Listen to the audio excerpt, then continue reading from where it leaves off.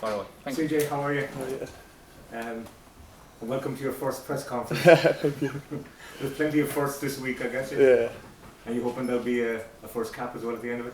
Yeah, it's always obviously the aim when you come into any camp. Obviously, you see the competition, the squad quality, like it's crazy. So like just the thing is to train hard and try getting the gaffer's plans to make a cap. Yeah. And what was it like coming into the camp? Oh, What was the atmosphere? Like all of the boys just made me feel so welcome, from the staff to the people around the hotel. That everyone just got around me, made me feel welcome and just part of the group. And what are your attributes, you think? I mean, why is it Stephen Kenny has chosen you? I think they're like I'm a direct player, quick, just like to create and set up goals. So that's what I think I bring.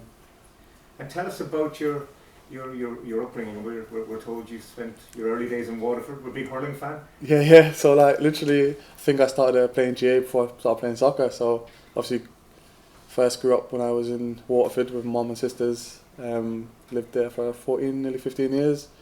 Obviously, I was big into GA, stuff like that. So that's where I actually started playing sports and got into sports. And then I think I was 11 or 12 when I started first kicking football about. Played for Port Law, who was down in Waterford, and then went to Carrick United where I'd done well. So, assuming that you will be involved this week, there'll be a lot of people up from the sunny southeast. Yeah, of course. My mum and sister still live here, so they'll be up. They've been tracking me all the time. They come to games in England, so they're massive fans. I've got a lot of family still in Waterford, so I'm sure there'll be a few up here. That's a lucky. Thank you. Can I have that, please? Hi CJ, congratulations on the call-up. Your international manager Stephen Kenny described your journey as interesting to where you are now. How would you describe it, and can you sort of briefly tell us how it has been? Yes, it's been a crazy experience from even only getting asked about being Irish back in the start of March, just before the last training camp. So to be here now is a crazy experience, and obviously seeing, like, it shows me as a player how far I've come from where I've come from. Did you always hope that you played for Ireland one day? Yeah, obviously as I said, I started kicking the ball around here first, so obviously when I'm playing GA and then into football, you always think about playing for your country, and I think originally I'm from here because where I grew up my life, done my schooling, and my family still live here. And in terms of your development at Blackpool, how has that been in recent times? Yeah, obviously I've come on leaps and bounds from when I first joined them. Obviously had a period where I was out for nearly a year with two or three different injuries, so to get back around Christmas time this year and hit the ground running, obviously it's earned me a call-up. And you still have a lot to achieve in your career. You're 27 now, aren't you? Which is quite old to be called up, but you feel that there are plenty of years ahead of you to get where you want to.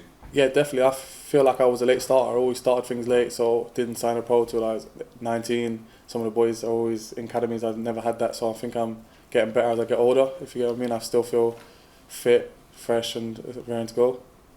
Thank you. Owen Castle, please. Were you Waterford City or somewhere else? Cloney Power, just near Carrickenshaw, yeah.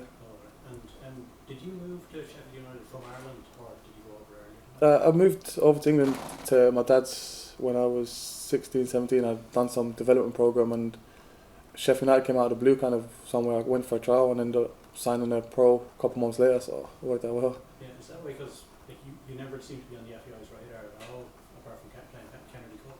Yeah, it's obviously, I never put myself out there as like, because I never thought I'd play football when I first left, so it was a bit of a random one. So when I started getting to football, I went under the radar because I'd never come out, because obviously I was at a level where I didn't think I was going to ever get called up or anything like that. Now, obviously I'm at a stage where I've been doing well and obviously on the radar for everyone. Yeah, speaking to Stephen Kenny a couple of months ago when he mentioned it, he said he wasn't aware of you until someone tipped him off. Like, was that you, or did you an agent get in touch? I think it was someone from local down in Waterford actually said something. Obviously at the time I was more focused on getting fit and playing for my club and doing well, and obviously then normally when people do find out, they're on you straight away. Like as soon as they found out I was Irish, it was quite quick to get everything sorted, and obviously based on my performances I've earned a call-up. Yeah, that was my manager at Mansfield, to be fair. He was the one that like when he came in, obviously he was Irish, and we used to have a bit of banter about Irish sports and stuff like that, so I think he had a big part to play as well. Damien, please. CJ, I think the manager described your career as the path less travelled. How challenging and difficult has it been to get to where you are now? Yeah, I'd say it's difficult, yeah, but I just love the journey. Like, you always try to achieve as much as possible, and obviously when you do go over to England, it's hard to try to do that because there's so many boys in the same position as you. I think it's always about just having a good attitude, working hard, and as you see, I'll always work hard regardless of whether it's in training, doing extras on the pitch. I'll always give my best, and obviously it's got me to where I am today. Joe, please. Hi, CJ, how are things? You were saying that it's been great, the experience of getting welcomed in from some of the older players.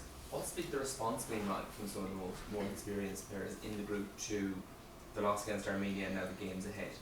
Obviously everyone's disappointed, we know it was a poor result, but even sitting on the bench has just been crazy. Like the temperature out there was ridiculous, but the older players are getting around everyone and making sure we're up for the game on Wednesday and make sure we put things right. Thanks. Paul? DJ, how are you doing? Just a few things I wanted to check. What positions did you play when you were playing GA? Was it just hurling or was it Gaelic football or both? Played, yeah, both hurling and Gaelic football. I normally played in the forward lines, normally in the full forward lines because he used to isolate me because I was he's used to my pace. I think he is now, so yeah, I used to play in the full forward line both. And what club was that with? So hurling was Cloney Power and football was Rackcormac.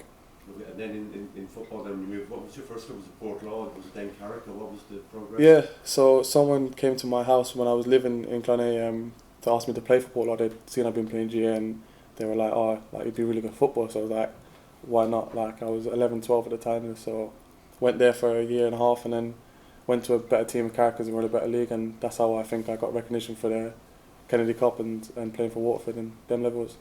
Blackpool had a very good season, and then obviously the club wants to push on. Your manager's left, I think, is it right? Yeah, so obviously he's left to go on and be Stephen Gerrard's assistant.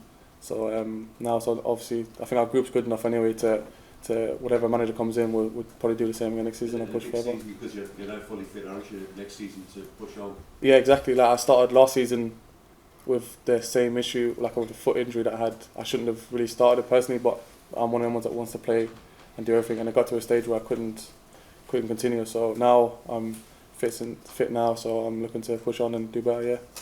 Aidan, and we'll end with Philip. Hi CJ, just in those early days of your playing, did you play with anyone GA who would have gone on to a high level inter-county, or same with Kennedy Cup, and what kind of level or what guys were on your Kennedy Cup team? Yeah, so in the GA I used to play against a lot of the boys that are in the hurling team now for Waterford, like Austin Gleeson and players like that. And then football-wise, I think some of the boys came over when they were younger, but they've always came back, so not really there. But had big, so like the Hunt brothers, they lived local to me, so they always drove me to play for Ireland and stuff like that as well. And just on the club situation, Richard Keogh, obviously is formally retired, but his days are probably gone. Did you speak to Richard about what it's like, and did he give you an idea of what it's like being in the squad?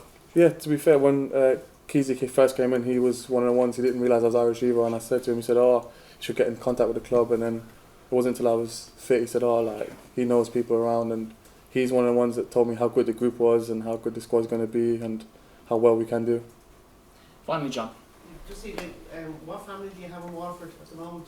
So my mum still lives there, my sister, my auntie, got loads of cousins and that living in my village, so quite a few. My granddad's moved back over here now, so yeah. Was he a big, that Dixie, is it? Yes. Yeah, was he a big influence on you? Yeah, he was one buying me football boots or any boots for any games and equipment like that. He used to always drive me and my cousin, who was a year younger than me, we used to always play sports together, so he was the one that drove us to do well, yeah. Was he more of a hurling than a soccer man, would you? I think he was more of a football man, soccer man, yeah. So he was more that side, but he just wanted to push us in anything we enjoyed doing, and that was the main thing for him to do what we enjoyed. One from Philip. One.